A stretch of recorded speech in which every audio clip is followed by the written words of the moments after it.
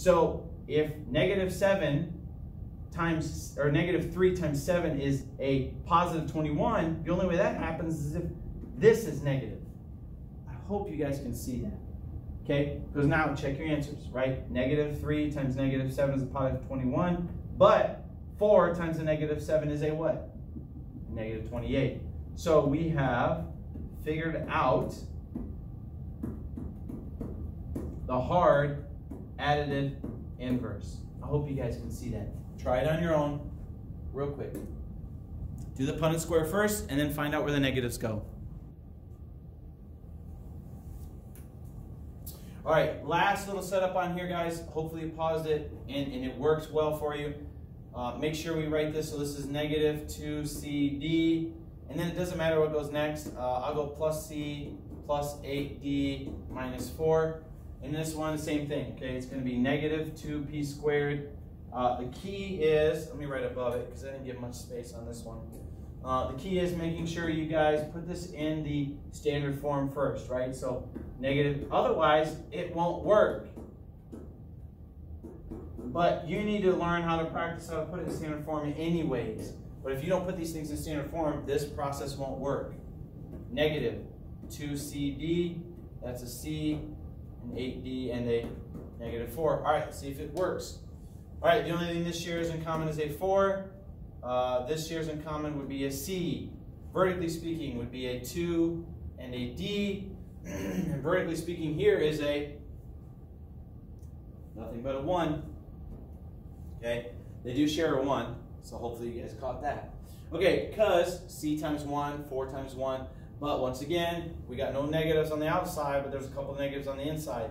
So how do we make this work? Well, if I put a negative on the C, that would make this a -C. We can't do that.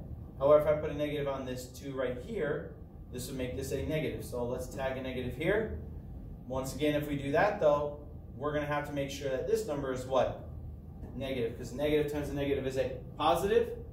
So let's test. All right, you guys are going to have to test the theory out and see. All right, so let's start here. -2D times C is -2CD. C in 1 is C. -4 and -2 is a positive 8D. -4 times 1 is a -4. It works. And then it's C minus 4. Hopefully you guys are able to do this on your own. If you can, I will say, ladies and gentlemen, congratulations to you, because what you are accomplishing is something that is very difficult to understand. Okay? I will have lots of these. We will practice these on Alex.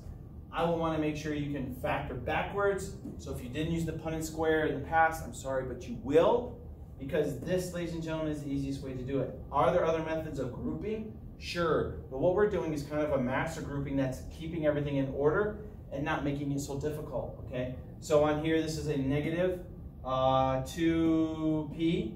They share, because -2 isn't, there's a -2 in there, and a P. Vertically speaking, we also share a P, but that's it, which would make sense here. Vertically speaking, we would share a 9. Okay, good news is what? Do we have to make a change? Double check. -2P squared, nope. 3P, 27, and -18. So, ladies and gentlemen, we have our answer. So this is going to be -2P plus 3, and this would be P plus 9. Sorry, those look the same, but they're not.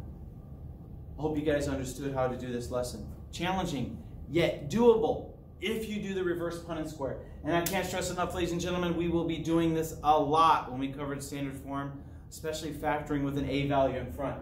When we start factoring using this, okay, AX squared plus BX plus C. And what it looks like, okay, is it looks something like this: 10x squared plus 15x plus 30, okay? You figure something out and then you go from there. All right, that's not a real problem, so don't try to figure that out. If you have any questions, come see me. This is the first lesson of the complicated ones, okay? Next is factoring with just a number 1 in front of it, so the A value stands for 1. It's a relatively simple lesson, but it's the same concepts. There's some tricks I want to make sure you guys are aware. you have any questions, see me, put comments in the YouTube page. I'll be more than happy to answer them. Have a great day, everybody.